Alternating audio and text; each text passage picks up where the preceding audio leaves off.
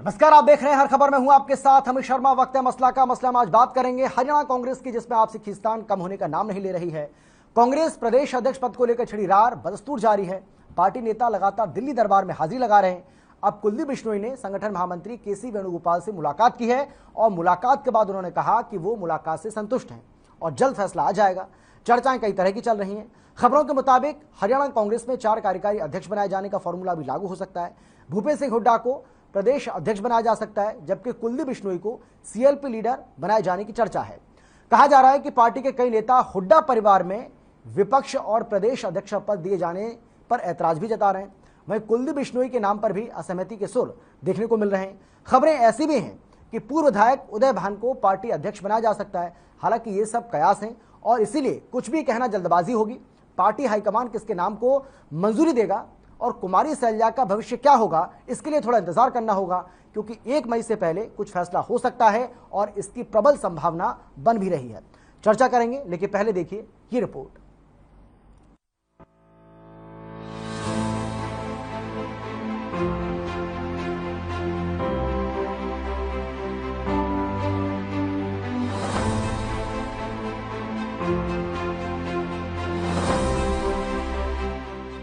हरियाणा कांग्रेस में प्रदेश अध्यक्ष पद को लेकर खींचतान लगातार जारी है। इस पद को लेकर पार्टी में फिर से घमासान देखने को मिल रहा है। दिल्ली दरबार में नेताओं का हाजिरी लगाने का सिलसिला भी बदस्तूर चल रहा है। आज प्रदेश प्रभारी विवेक बंसल संगठन महामंत्री केसी वेणुगोपाल से मिलने के लिए दिल्ली स्थित उनके घर पहुंचे। इसके बाद कुलदीप बिश्नोई भी मिले। दोनों केसी वेणुगोपाल से अलग अलग मिले। मुलाकात के बाद कुलदीप बिश्नोई ने कहा कि वो मुलाकात से संतुष्ट हैं। बातचीत काफी अच्छे माहौल में हुई है। बातचीत और प्रक्रिया से खुश भी हैं। कुलदीप बिश्नोई ने कहा कि बहुत जल्द फैसला आ जाएगा। And I have been asked not to disclose whatever happened. Everything went fine. That's all I can say. पिछले काफी समय से हरियाणा कांग्रेस की अध्यक्ष कुमारी सैलजा की इस्तीफे की खबरें सियासी हवा में तैर रही है। हालांकि खुद कुमारी सैलजा इसे अफवाह बता चुकी हैं। कांग्रेस हरियाणा में पिछले 8 साल से संगठन नहीं बना पाई। कुमारी सैलजा के कार्यक्रमों में हुड्डा खेमे के विधायक शामिल नहीं हो रहे हैं। हालांकि पार्टी के कुछ विधायक मानते हैं कि जितना जल्द ये सब्र खत्म हो, कांग्रेस के लिए उतना ही बेहतर है। मतलब मैं तो कहता हूं भी मेरे को क्यों नहीं प्रधान बनाते, मेरे को बनाओ और मैं लिख के देता हूं कि मैं मुख्यमंत्री का कैंडिडेट नहीं हूंगा, पार्टी की सेवा करूंगा। क्योंकि ये दिक्कत सारी इसलिए है और ये सारी समस्याओं की जड़ है मुख्यमंत्री। अगर प्रदेश अध्यक्ष को ये शर्त लगा दी जाए भाई जो पार्टी की सेवा करना चाहता है, जब वो प्रदेश अध्यक्ष से हटेगा उसके बाद वो मुख्यमंत्री की रेस में लग सकता है, लेकिन जब तक उसके नेतृत्व में इलेक्शन होगा तो वो मुख्यमंत्री की रेस में नहीं होगा। तो भी मेरा यार है, पक्का यार है, मेरा पगड़ी पलटा यार है। हम एक पार्टी में तो भी पक्के यार हैं, अलग पार्टी में होते तो भी पक्के यार होते। और गोगी भाई प्रदेश अध्यक्ष बने, बहुत खुशी की बात है, अच्छी बात है। हम तो वैसे देखो हाथ के पंजे के गुलाम हैं फिलहाल। हाथ का पंजा जिसके पास है, नीरज शर्मा उसके साथ है। चाहे कोई पीसीसी हो, चाहे कोई सीएलपी हो, चाहे कोई कार्यकारी अध्यक्ष हो, चाहे कोई डिप्टी सीएलपी हो, चाहे कोई हमारे प्रभारी। और मुझे बड़ी व्यक्तिगत खुशी होगी हमारा गोगी भाई प्रदेश अध्यक्ष बनेगा तो। खबरों के मुताबिक हरियाणा कांग्रेस में 4 कार्यकारी अध्यक्ष बनाए जाने का फॉर्मूला लागू हो सकता है। भूपेंद्र सिंह हुड्डा को प्रदेश अध्यक्ष बनाया जा सकता है, जबकि कुलदीप बिश्नोई को सीएलपी लीडर बनाए जाने की चर्चा है।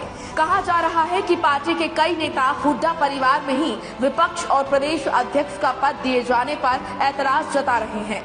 वहीं कुलदीप बिश्नोई के नाम पर भी असहमति के सुर देखने को मिल रहे हैं। खबरें ऐसी भी हैं कि पूर्व विधायक उदय भान को पार्टी अध्यक्ष बनाया जा सकता है। हालांकि ये सब कयास हैं, इसलिए कुछ भी कहना जल्दबाजी होगी। पार्टी हाईकमान किसके नाम को मंजूरी देगा और कुमारी सैलजा का भविष्य क्या होगा, इसके लिए थोड़ा इंतजार करना होगा, क्योंकि 1 मई से पहले कुछ फैसला हो सकता है। इसकी प्रबल संभावना बन रही है। ब्यूरो रिपोर्ट, हर खबर।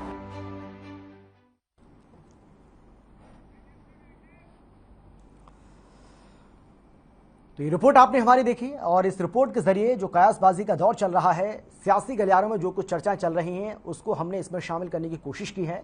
और ये हमने आपको बताया है कि किसके नाम पर क्या चर्चा चल रही है। भूपेश सिंह हुड्डा जो कि अभी सीएलपी लीडर हैं, नेता विपक्ष हैं, उनके बारे में कहा जा रहा है कि वो प्रदेश अध्यक्ष की कमान संभाल सकते हैं, उनको कमान सौंपी जा सकती है कुमारी सैलजा को हटाकर, जबकि सीएलपी लीडर कुलदीप बिश्नोई को बनाया जा सकता है। हालांकि चर्चा इस बात की भी है कि कांग्रेस के पूर्व विधायक उदय भान को भी बड़ी जिम्मेदारी सौंपी जा सकती है। भूपेश सिंह हुड्डा को वो जिम्मेदारी ना देकर, हालांकि भूपेश सिंह हुड्डा के खेमे के ही वो माने जाते हैं, उनके बहुत करीबी माने जाते हैं, 4 बार के विधायक हैं, और कहा जा रहा है कि उदय भान को भी ये बड़ी जिम्मेदारी दी जा सकती है। तो चर्चाएं बहुत सारी चल रही हैं।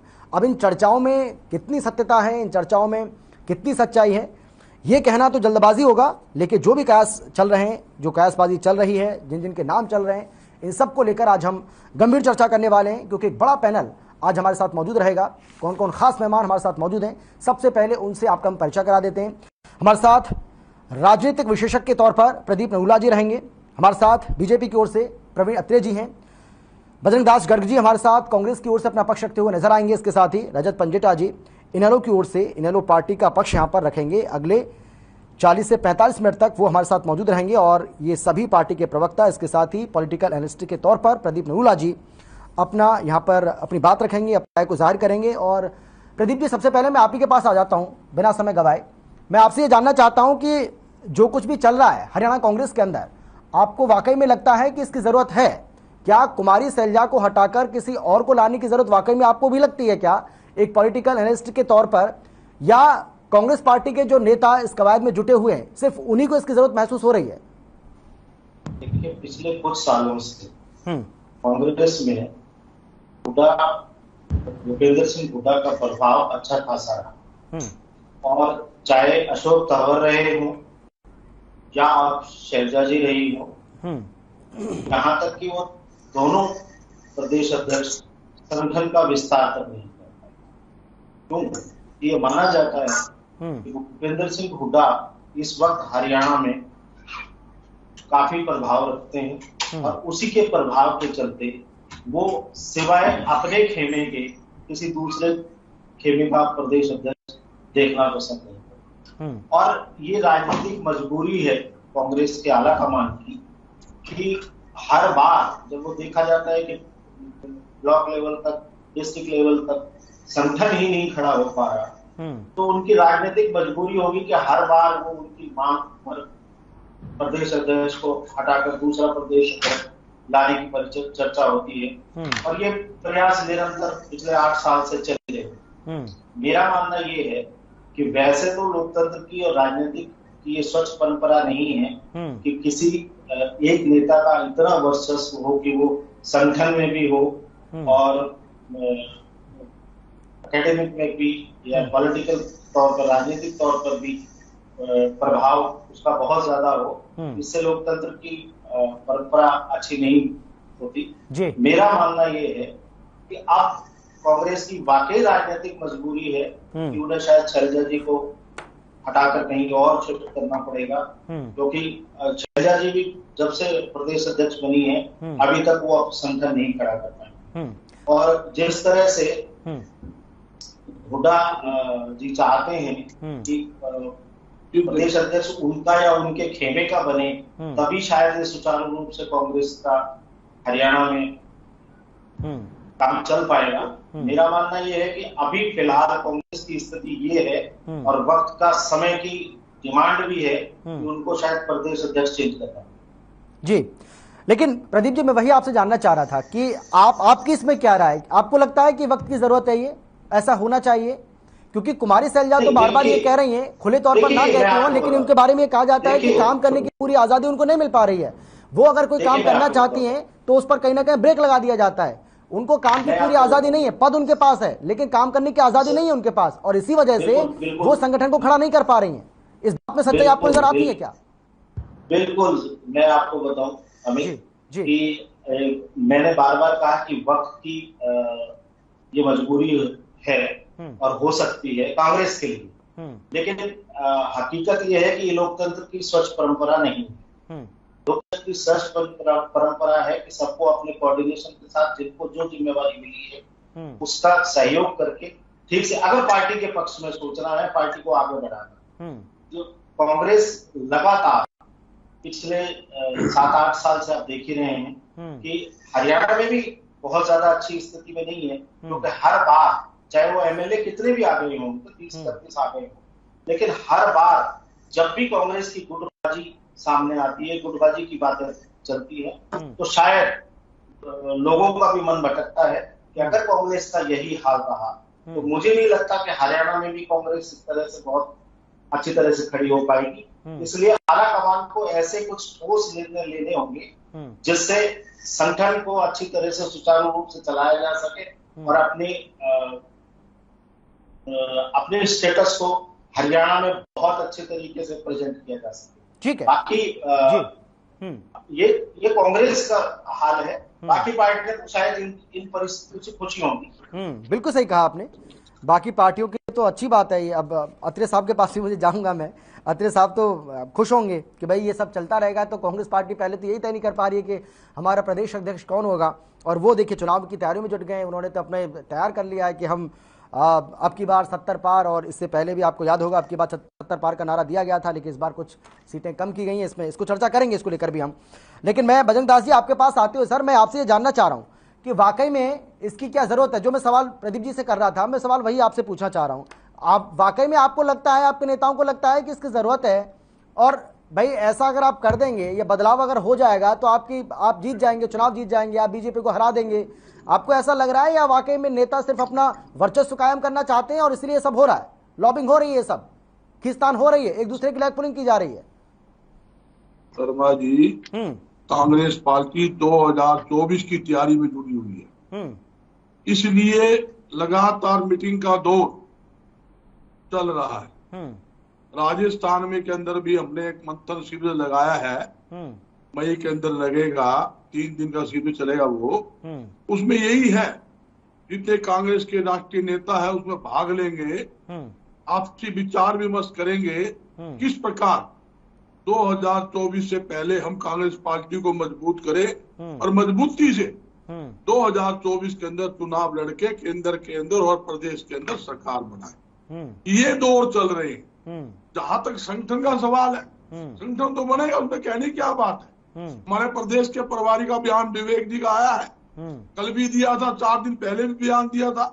मई से पहले हम प्रदेश का संगठन का विस्तार करेंगे, संगठन खड़ा करेंगे, जिला स्तर पर, ब्लॉक स्तर के ऊपर, शहर स्तर के ऊपर भी संगठन की इकाइयां गठन किया जाएगा। जहां तक कि प्रदेशाध्यक्ष सीएलपी का सवाल है, हाईकमान जो भी फैसला करे, कुछ भी फैसला करे, सभी को मान्य है, जिसको बनाए ये जरूरी है। जैसे मेरे साथी ने कहा, प्रदीप जी ने, संगठन होना चाहिए। इस संगठन को जल्दी बनाने की जरूरत है, इसमें लेट करने की जरूरत है, इस बात को मैं स्वीकार करता हूँ, इसमें कोई दो राय नहीं है। मगर किसी प्रकार का भेदभाव संगठन में नहीं है। जहां तक हमारी प्रदेशाध्यक्ष बहन कुमारी शैलजा जी है, 3 साल प्रदेशाध्यक्ष लगातार चल रही है, अच्छा काम किया है, इसमें कोई दो राय नहीं। अच्छा काम किया है, अच्छा काम कर रही है, तो फिर उनको हटाने की जरूरत क्यों पड़ रही है? हटाने की किसने कहा हटा रहे हैं? ये अरे तो सर कैसी बात आप कर रहे हैं? आपके नेता लगातार दिल्ली दरबार में हाजिरी लगा रहे हैं और आप कह रहे हैं कि कौन हटाने की बात कर रहा है?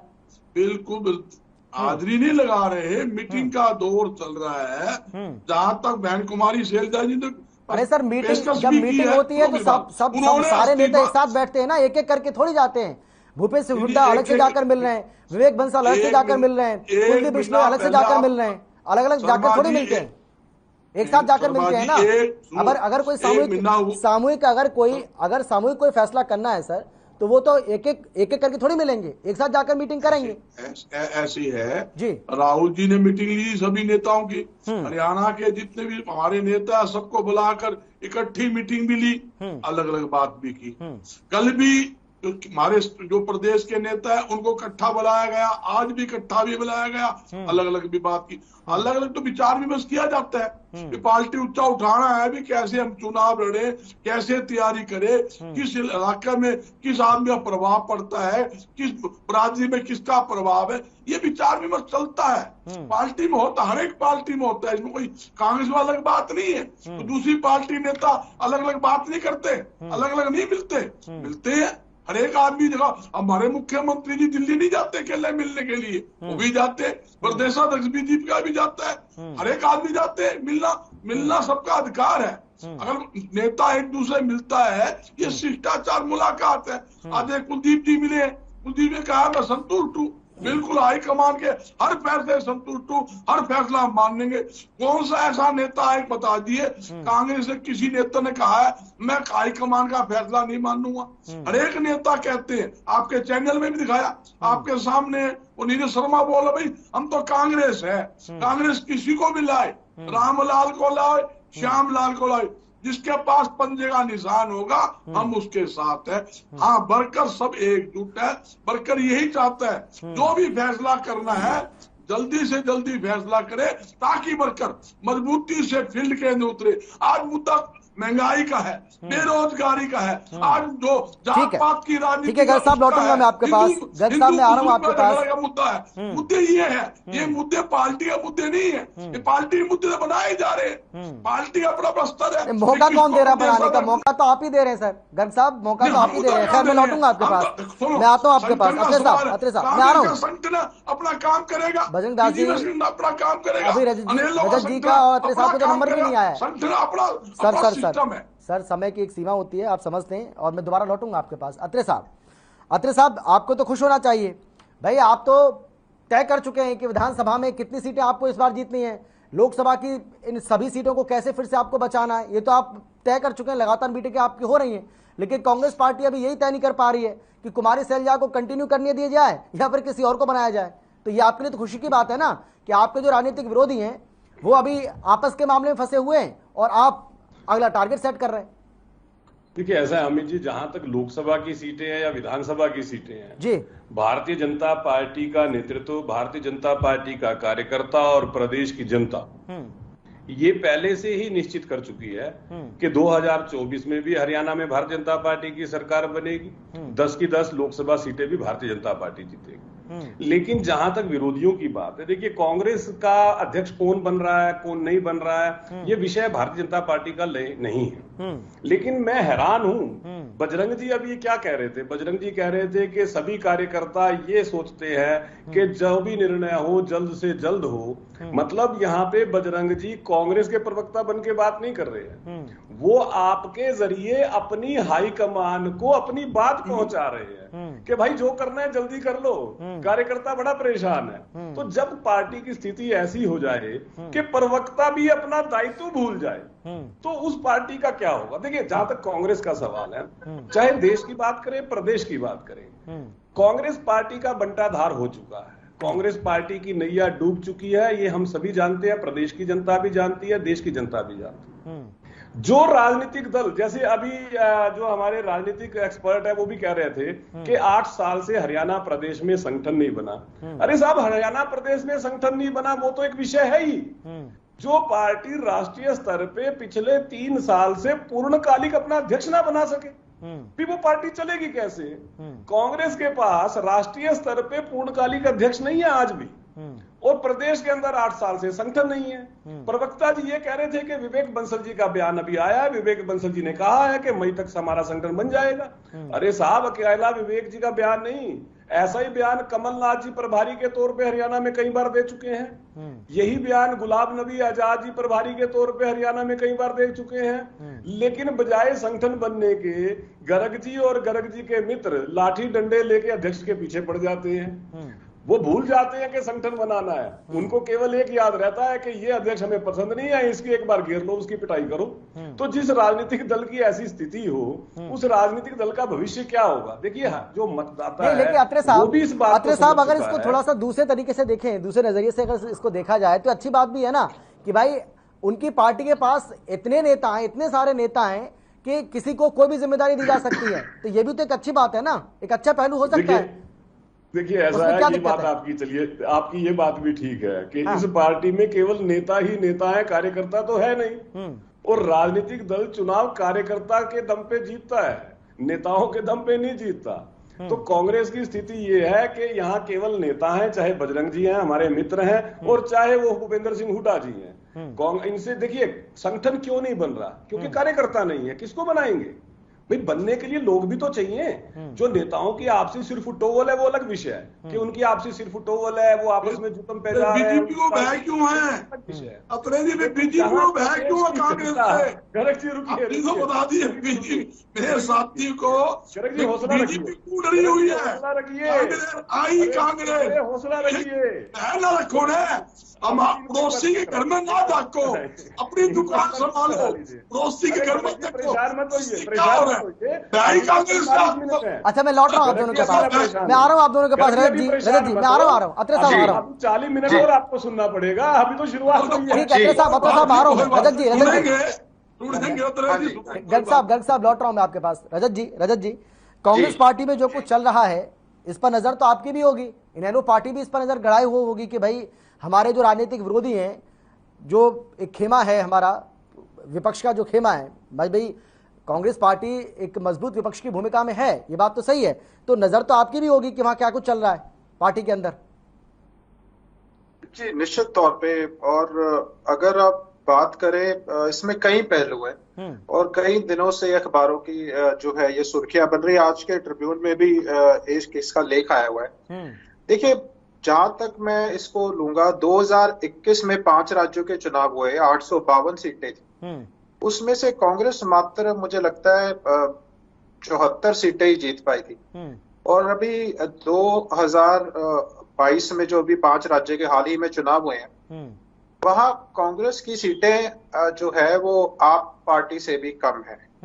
तो भाजपा को कांग्रेस हरा पाएगी मुझे नहीं लगता। 2021 और जो पिछले 10 राज्यों का अगर हम चुनावों के परिणाम देखें तो उसमें रीजनल पार्टीज हैं, चाहे आप वेस्ट बंगाल ले लीजिए, तमिलनाडु ले लीजिए, अभी पंजाब ले लीजिए, मतलब कांग्रेस 2024 में विकल्प बनती कहीं दिख नहीं रही है। और उसका आज ही जो सबसे एक मेजर डेवलपमेंट हुई है, प्रशांत किशोर ने कांग्रेस की ऑफर को ठुकरा दिया है। हाँ, ठुकरा दिया और ये कहकर ठुकराया है कि लीडरशिप की वहां कांग्रेस में जो है, उन्होंने कहा कि मेरी जरूरत नहीं, कांग्रेस को लीडरशिप की जरूरत है और एक कलेक्टिव नियत चाहिए, जिससे कांग्रेस पार्टी की जो डीप रूटेड स्ट्रक्चरल प्रॉब्लम्स हैं उसको सुधारने के लिए ट्रांसफॉर्मेशनल चेंजेस चाहिए। ये उनका आज का ट्वीट है। और पीके जो है प्रशांत किशोर, वो प्रियंका वाड्रा जो है वो काफी उनके करीबी माने जाते हैं। तो अगर आप भूपेंद्र सिंह हुड्डा की बात करें तो इसमें आज देखिए अभी G23 का भी जिक्र हुआ है।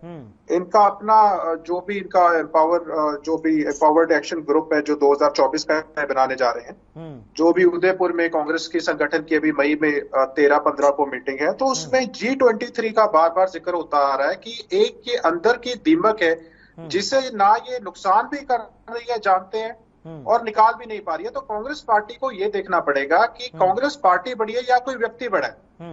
अगर 2005 में कांग्रेस आई थी तो चौधरी भजन लाल जी को एक फेस माना गया था, उसमें भूपेंद्र सिंह हुड्डा ने आके किसी तरीके से इनकी 67 सीट्स थी, तो किसी तरीके के उन्होंने जो भी की गुटबाजी। अगर आप हुड्डा को देखें तो ग्राफ गिरता ही जा रहा है। आज कांग्रेस पार्टी अपने आप को नेशनल पार्टी कहती है, एक भी इनका लोकसभा में एमपी नहीं है। और किस तरीके से ये एक पीछे से कांग्रेस को कमजोर कर रहे हैं वो कांग्रेस भी अंदर से जानती है। तो ये कांग्रेस का इंटरनल इशू है, लेकिन हाँ नजर बनाए रखनी, क्योंकि पूरा देश नजर बनाए रखता है। हर पॉलिटिकल ग्रुप न्यूज जो है अब अखबारों में छपेंगी तो जाहिर तौर पे अब रखेंगे। तो ये तो पार्टी की इनकी अंदरूनी फूट है जिसकी वजह से आज तक संगठन नहीं बना। आए दिन इनके लीडर्स के, यानी आप ये चाहते हैं रजत जी, आपकी बातों से ये मुझे लग रहा है आप ये चाहते हैं कि कांग्रेस पार्टी हरियाणा में कमजोर बनी रहे, लेकिन अगर बाकी राज्यों में यानी देश में कांग्रेस पार्टी मजबूत हो। नहीं, आपकी बातों से जो मुझे लग रहा है, जो मुझे आभास हुआ, आप ये चाहते हैं हरियाणा में कांग्रेस पार्टी कमजोर रहे लेकिन बाकी राज्यों में कांग्रेस पार्टी अच्छा करे, आप ये चाहते हैं। उत्तर प्रदेश में क्या है कांग्रेस, कहाँ है कांग्रेस उत्तर प्रदेश में? आप बताइए कहाँ है? केरला में कहाँ है कांग्रेस? एक भी नहीं है। उत्तर प्रदेश में भी चुनाव हुआ, कहाँ है कांग्रेस? देखिए कांग्रेस का जो, मैं इनके ट्वीट से सहमत हूं प्रशांत किशोर जी, ये जो इनकी प्रॉब्लम लीडरशिप की है, स्ट्रक्चरल चेंजेस की है, ट्रांसफॉर्मेशन चाहिए, डीप रूटेड प्रॉब्लम्स है, उनको एड्रेस करना है। ये हमारा काम थोड़ी ना है। ये अगर कांग्रेस कहीं पे भी, आज आप देख लीजिए इलाहाबाद का उपचुनाव हुआ, कहाँ थी कांग्रेस? जमानत जब्त हो गई कांग्रेस की हरियाणा के अंदर। आज आप देखें तो भूपेंद्र सिंह हुड्डा 2014 में क्या थे? सिर्फ दो डिस्ट्रिक्ट में 15 सीटें दी कांग्रेस की ये असलियत है। मैं 2019 की इसलिए बात नहीं करूंगा क्योंकि उस वक्त हमारी पार्टी को तोड़ा गया था। उस वक्त नेता प्रतिपक्ष कौन थे? चौधरी अभय सिंह चौटाला थे नेता प्रतिपक्ष 2014 में। तो देखिए वो सर्कमस्टेंसेस जिस हिसाब से हुए, उस हिसाब से कांग्रेस नहीं। आप देखिए रजत जी, कांग्रेस को आप कितना भी कमजोर मानिए भाई, मानिए, आपका पूरा अधिकार है, लेकिन हरियाणा में कांग्रेस कमजोर नहीं है इस वक्त। 31 विधायक, 90 में से 31 विधायक कम नहीं होते हैं। अगर हरियाणा में आप कांग्रेस को कमजोर बता रहे हैं तो भाई मुझे लगता है मैं ही नहीं, पैनल में जितने भी लोग मौजूद हैं, इवन मैं तो कह रहा हूं अत्रे साहब इस बात को नहीं मानेंगे कि हरियाणा में कांग्रेस कमजोर है। 31 विधायक कम नहीं होते, 90 में से 31 विधायक।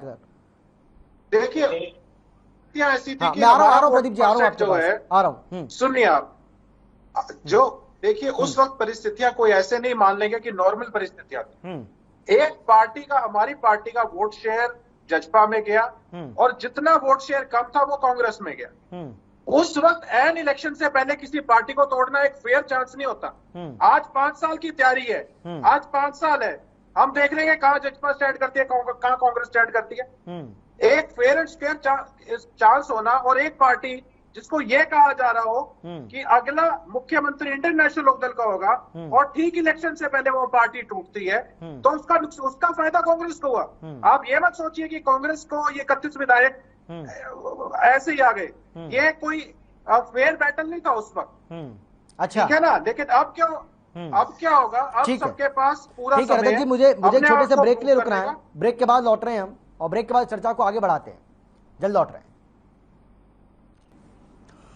ब्रेक के बाद आपका स्वागत है। चर्चा आज हम इस बात को लेकर कर रहे हैं कि क्या हरियाणा कांग्रेस पे बहुत जल्द बदलाव होगा, क्या कुमारी सैलजा को अध्यक्ष पद से हटाया जाएगा, क्या अध्यक्ष पद पर कुमारी सैलजा की बजाय भूपेश सिंह हुड्डा काबिज होंगे, क्या कुलदीप बिश्नोई इस पर काबिज होंगे, क्या उदयभान इस पर काबिज होंगे, बहुत सारे नाम चल रहे हैं।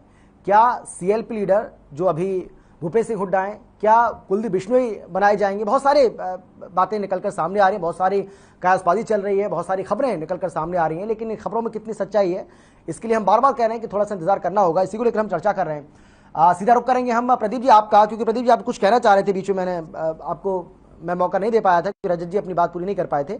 अब बोल सकते हैं आप, क्या कहना चाह रहे थे आप? अमित, मैं ये कह रहा था जी कि 2019 के अगर चुनावों पे नजर डाली जाए, परिणामों पे नजर डाली जाए, तो हरियाणा में कांग्रेस का संगठन ना होते हुए भी, संगठन विहीन होते हुए भी 31 सीटों पर काबिज होना, यह दर्शाता है कि जो बिना संगठन के कांग्रेस को नुकसान हो रहा है उसका फायदा भी कोई दूसरी पार्टी का खास नहीं उठा, क्योंकि 75 पार का नारा देने वाली बीजेपी 40 पर सिमट कर रह गई। बिल्कुल। और एक वक्त तो ऐसा आया कि आपके सामने की कोलिशन की सरकार आज भी चल रही। तो मेरा मानना ये है कि शायद कांग्रेस के आकाओं को या आला कमान को अब भी ये अंदाजा आभास हो गया होगा कि अगर 2019 में उनके पास संगठन नाम की कोई चीज होती तो शायद स्थिति कुछ और होती। भाई, और हुड्डा तो इस बात को बार बार कहते भी रहे हैं प्रदीप जी, कई बार उन्होंने इस बात को कहा है कि हमारा संगठन नहीं था, अगर हमारा संगठन मजबूत होता तो हो सकता है हम सत्ता में होते, कई बार कह चुके इस बात को वो। बिल्कुल। और आमिर, अगर कांग्रेस ने अपनी गति और गति सुधारनी है हरियाणा में जी, तो निस्संदेह उनको एक प्लेटफॉर्म पे आकर लड़ाई लड़नी होगी, तभी वो हरियाणा की लड़ाई में अपने आप को खड़ा पा सकेंगे। नहीं तो अगर कांग्रेस गुटबाजी जिस तरह से सामने आ रही है वो उनके लिए बहुत अच्छी बात नहीं।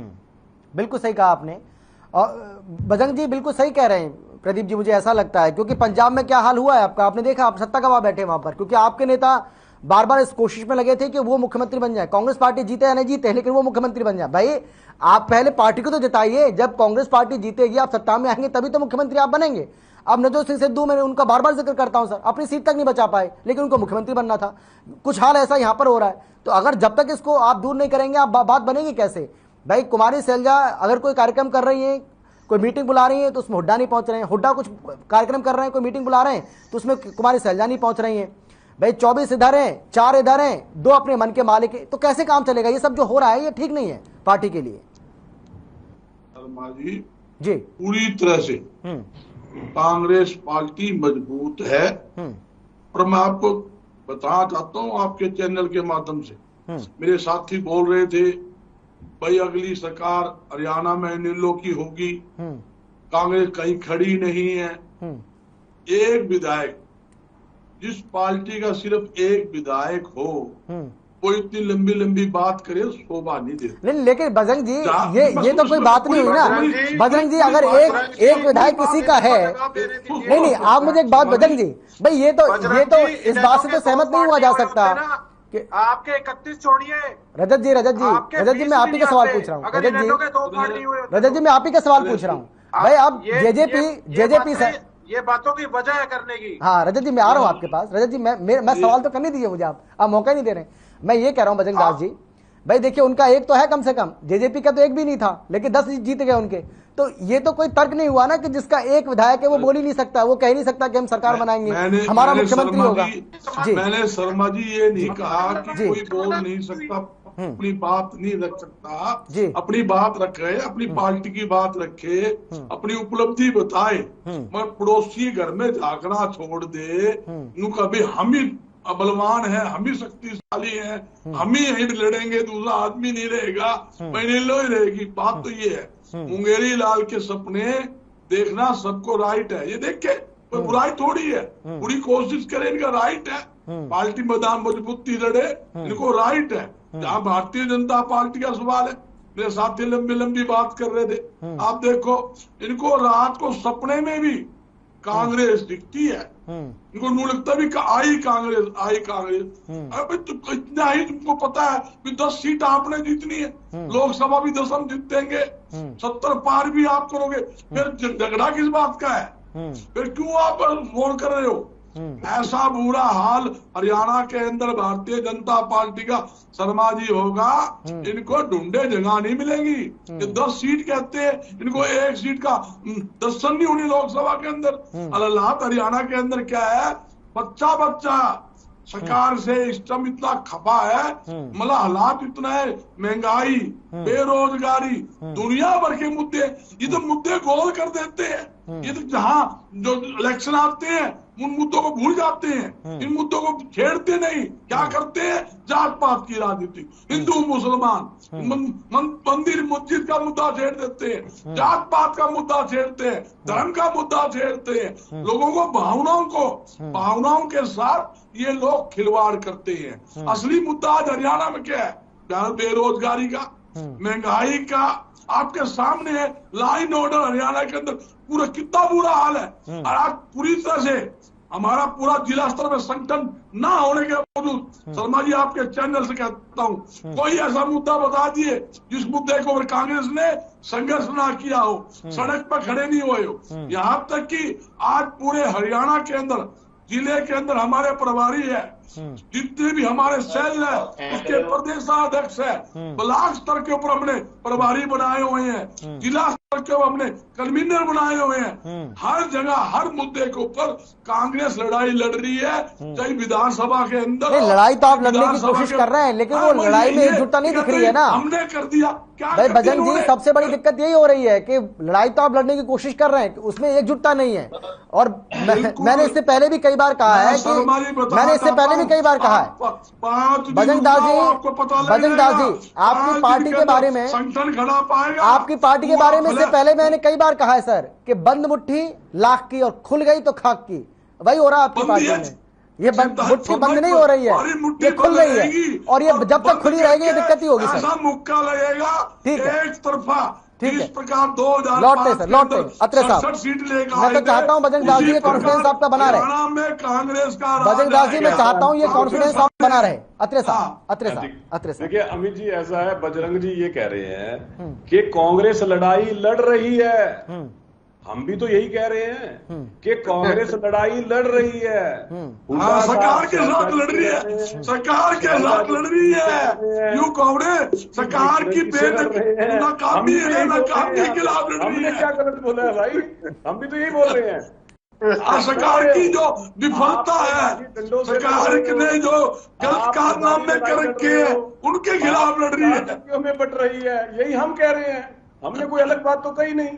अब यहाँ पे प्रवक्ता साहब ने यह भी कहा कि भारतीय जनता पार्टी हिंदू मुस्लिम की राजनीति करती है। मैं चाहूंगा बजरंग जी की आवाज या तो म्यूट कर दीजिए या इनको बोलने मत दीजिए, क्योंकि मैं अब जो बोलने वाला हूं इनको बहुत तकलीफ होने वाली है। हम कहते हैं कि हम हिंदू मुसलमान की राजनीति करते हैं, जबकि महाराष्ट्र में कांग्रेस समर्थित सरकार एक एमपी पे इसलिए देशद्रोह का मुकदमा दर्ज कर देती है कि उसने ये कहा कि मैं हनुमान चालीसा का पाठ करूंगा। अब बताइए कौन हिंदू मुस्लिम की राजनीति करता है? इसे लोग पूछिए, इसे लोग पूछिए, हनुमान चालीसा पाठ कहाँ करेगा? भगवान कहाँ करेगा? किसी घर के अंदर घुस के करेगा? वो क्या बोलता है, मुख्यमंत्री घर में करूंगा? ये कौन सी बात हुई? हम आगे खट्टर के घर में जाके हम हनुमान चालीसा करेंगे, आप करने लोगों के कहा कांग्रेसी जाके खड़े हो जाते हैं। क्यों दंगे भड़काते हो? आपने पूरा देश दंगे करवा दिए, पूरे देश के अंदर आप यही चाहते हो? 2019 आप दंगे करवा दे, मतलब करवा दे। 2014 और 2019 में 40 मिले हैं, बिल्कुल ठीक बात है। लेकिन एक चीज समझने वाली है, भारतीय जनता पार्टी को हरियाणा में 2014 के चुनाव में मिले थे 33% मत और 2019 में मिले 36% मत।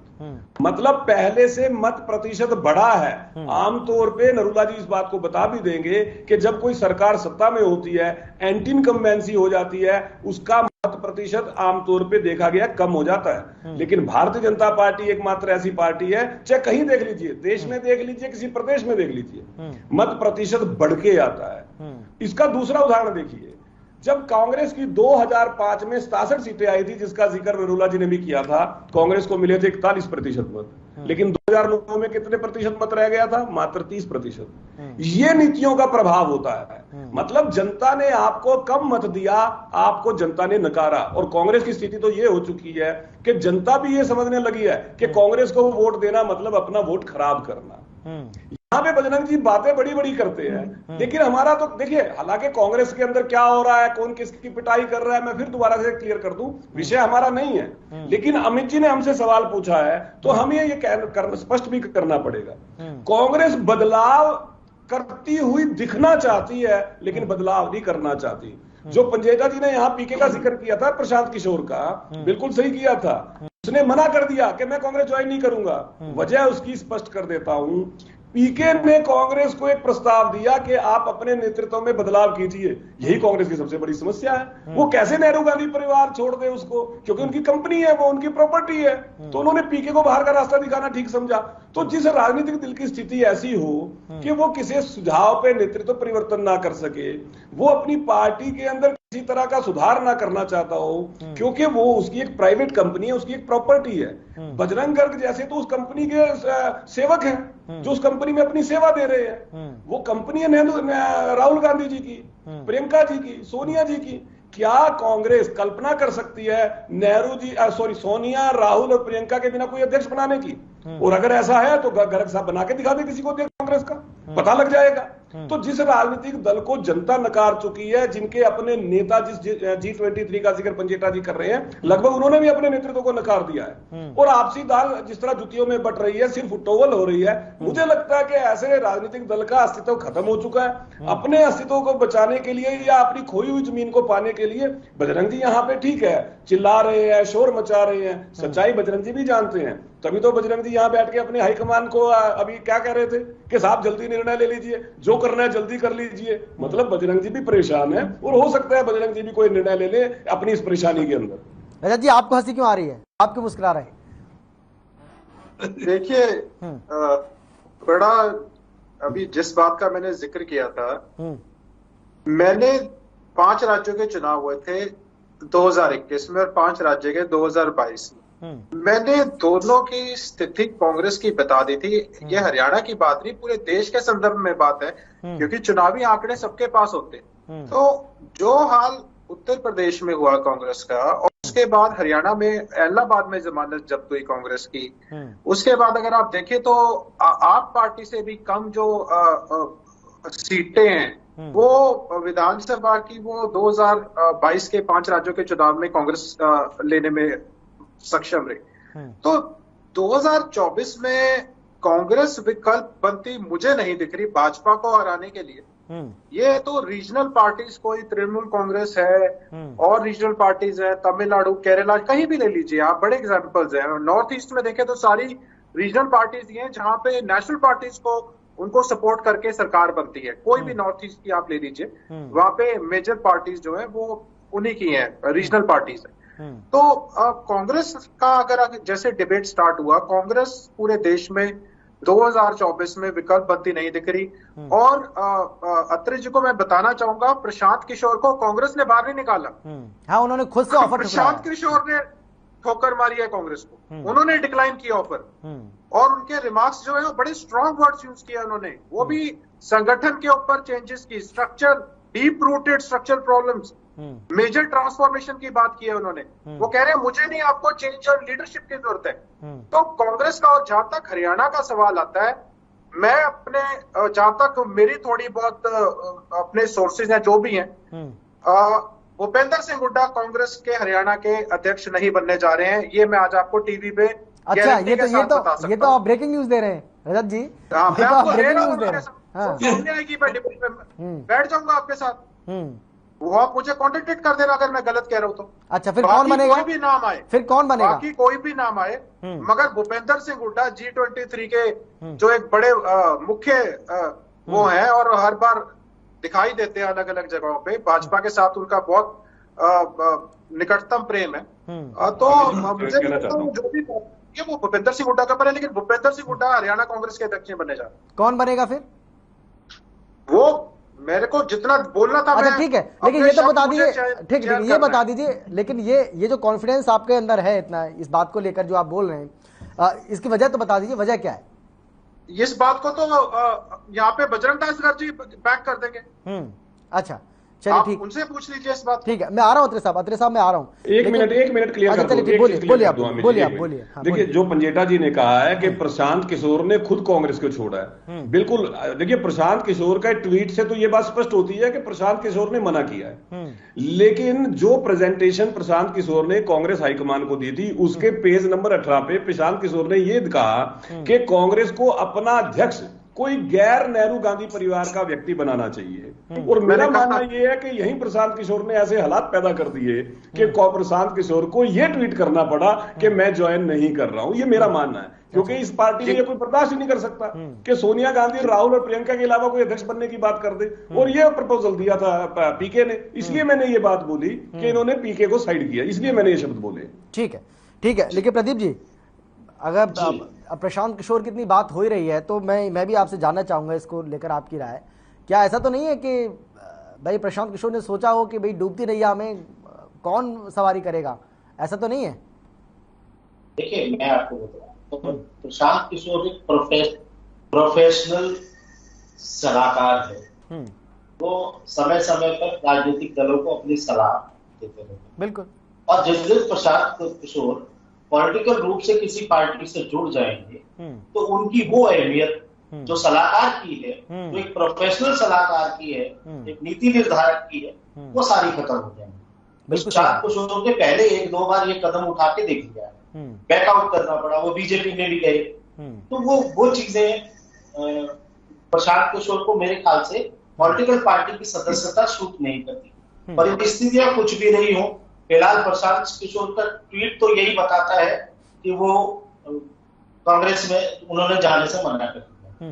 लेकिन मैं आपको एक बात बता दूं, मेरे पॉलिटिकल मित्र, पॉलिटिकल पार्टियों के प्रवक्ता बड़े जोर शोर से कांग्रेस की बात को साफ कर रहे हैं हरियाणा में।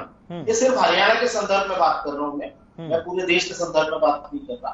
हरियाणा के संदर्भ में वो बार बार ये कहते हैं कि कांग्रेस, आपने इनेलो प्रवक्ता ने जो साफ से कह दिया कि कांग्रेस खत्म है हरियाणा में भी। बीजेपी प्रवक्ता भी बार बार कह रहे हैं कि कांग्रेस का बुरा हाल है, गुटबाजी है, नो डाउट। इसी गुटबाजी में पिछली बार भी कांग्रेस ने चुनाव लड़ा। ऐसा नहीं था कि वहां गुटबाजी थी या गुटबाजी नहीं थी, या वो एक हो गए थे, या कोई आपस में समन्वय हो गया था, या हाईकमान की कोई बात मान गया था। मेरे ख्याल से ऐसा कुछ नहीं था। जो परिस्थिति 2019 में थी, आज वही परिस्थिति कांग्रेस की एज इट इज है। लेकिन उसके बावजूद भी लोगों ने उन्हें कितना एक्सेप्ट किया, ये सबके सामने है। रिजल्ट बता रहे, मैं नहीं कहता। हाँ, इनेलो प्रवक्ता एक बात जरूर कहते हैं कि हमारी जो टूट हुई उसका फायदा उनको मिला। जनाब, अगर लोगों ने इनेलो की टूट का फायदा कांग्रेस को दिया है तो ये चिंता का विषय है बीजेपी की आने वाले चुनाव में। बिल्कुल। तो बहुत ज्यादा पॉलिटिकल पार्टियों को खुश होने की आवश्यकता नहीं है। कम से कम पार्टियों की स्थिति नहीं, जनता का रुख भांपने का समय है। और पॉलिटिकल पार्टियों को चाहिए, खासकर बीजेपी को चाहिए कि मंथन करे कि जनता का रुख क्या है। बिल्कुल सही बात है।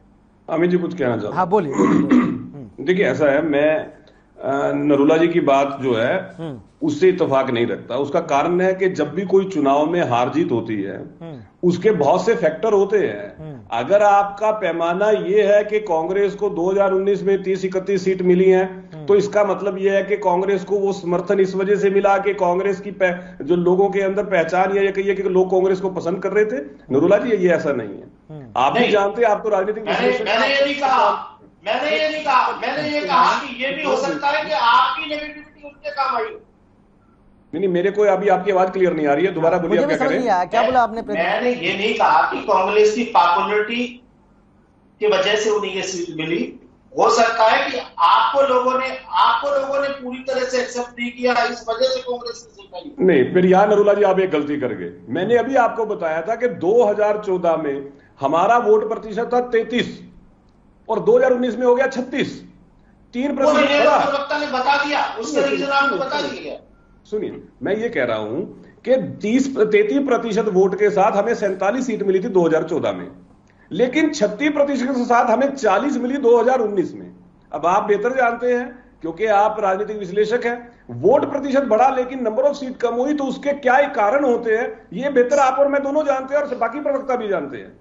तो मैं यहां ये कह रहा हूं कि एक राजनीतिक दल सत्ता में रहते हुए अपने वोट प्रतिशत को अगर बढ़ा लेता है, जबकि हमारे पास उससे पहले के जितने उदाहरण हैं उसमें किसी भी राजनीतिक दल के सत्ता में रहने के बाद वोट प्रतिशत कम हुए हैं, तो इस फर्क को हमें समझना पड़ेगा नरूला जी। मतलब जनता ने भारतीय जनता पार्टी को सराहा था, इग्नोर नहीं किया। अच्छा, लेकिन कांग्रेस के सीट आए हैं, जो पंजेटा जी कह रहे थे, ये जो खबरें सामने आ रही हैं कि पहले जो नारा दिया था आपने 2019 में, अब की बार 75 पार, आपके कह रहे हैं अब की बार 70 पार, तो ये 5 सीटें कैसे कम हुई हैं? ये सच है क्या?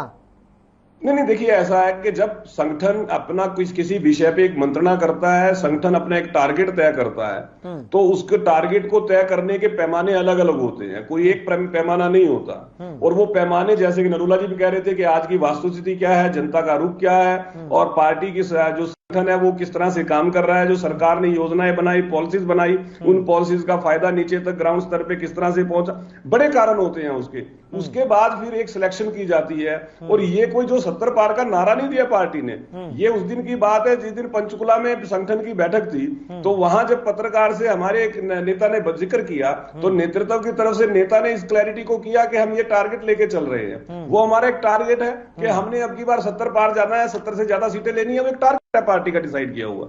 नारा तो वो होता है जो हमारे चुनावी पोस्टरों पे नजर आएगा आपको, जो आपने इलाहाबाद चुनाव में देखा होगा, उसको नारा कहते हैं कि लड़ाई किस चीज से जी, भय से। वो नारा एक अलग चीज होती है, चुनावी नारा।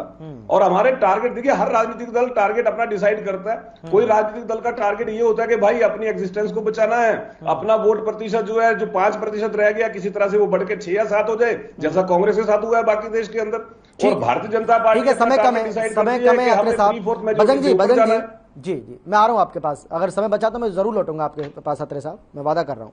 अब मैं ये कह रहा था बजरंग दास जी, मैं ये जानना भी चाह रहा हूं आपसे, क्योंकि ये खबरें आ रही हैं निकलकर सामने, ये कहा जा रहा है कि 1 मई से पहले हरियाणा कांग्रेस में एक बड़ा बदलाव हो सकता है, और वो बदलाव क्या हो सकता है वो हम सबको पता है, तो ये सच है क्या?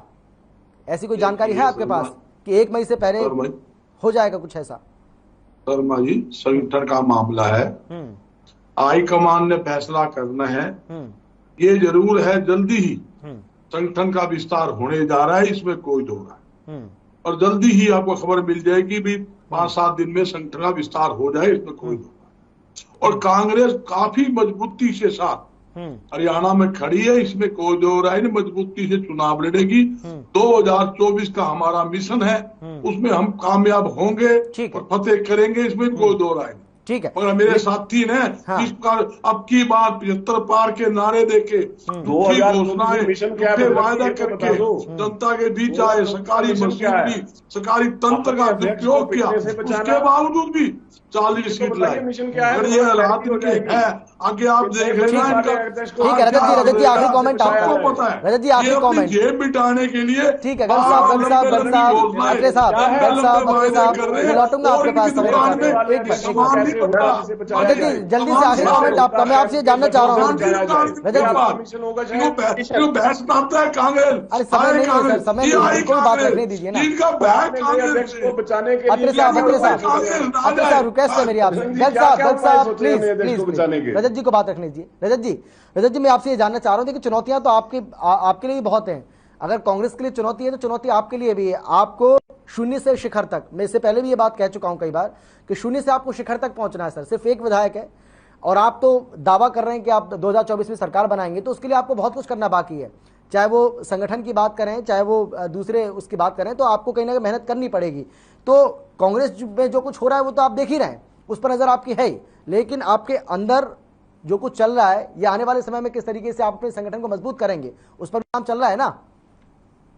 निश्चित तौर पे शर्मा जी, ये तो हर कांस्टेंट प्रोसेस है। अगर कोई पार्टी, अगर कोई राजनीतिक दल है, वो अगर 24/7 इस पे मंथन नहीं करेगा, तो 2024 में देखिए, अगर भाजपा की बात है तो 10 साल की एंटी इंकम्बेंसी है। वो तो 10 साल जब कांग्रेस ने भी राज चलाया बिल्कुल सेम था। कांग्रेस 2.0 में भी 40 सीटें रह गई थी शॉर्ट ऑफ मेजोरिटी, और किस तरीके से इन्होंने बिश्नोई जी के विधायकों के साथ मिलकर कुलदीप शर्मा ने एक्सटेंड कर करके स्पीकर ने समय निकलवा दिया था। तो भाजपा का चैलेंज एंटी इंकम्बेंसी रहेगा, महंगाई रहेगा, रोजगार की समस्या रहेगी, ऊपर से एक नई पार्टी भी चुनाव लड़ेगी। कांग्रेस के अंदर अपनी बहुत प्रॉब्लम है। और आज मैं टीवी चैनल के ऊपर दावे के साथ कह सकता हूँ, तो पूछो अनिल एक फर्म है, अनिल पार्टी थोड़ी है ये। अरे यही बात बजरंग दास जी, यही बात तो आप नहीं बोल रहे थे साहब अभी। एक फर्म है, दूसरा। चलिए मेरे पास समय की कमी है, शुक्रिया आप सभी का चर्चा में शामिल होने के लिए, अपनी अपनी बात रखने के लिए। लेकिन बड़ा सवाल यही है कि हाईकमान किसके नाम को मंजूरी देगा, क्योंकि लॉबिंग चल रही है, हाजिरी दरबार में बार बार लग रही है, दिल्ली दरबार में नेता लगातार पहुंच रहे हैं, लेकिन सुनवाई किसकी होगी, किसके नाम की मंजूरी मिलेगी, ये माना जाए कि, या यूं कह सकते हैं कि पार्टी हाईकमान किसके नाम पर अंतिम मुहर लगाता है, इसलिए थोड़ा सा इंतजार करते हैं। फिलहाल इतना ही छोटे से ब्रेक के बाद फौरन लौट रहे हैं, आप देखते रहिए।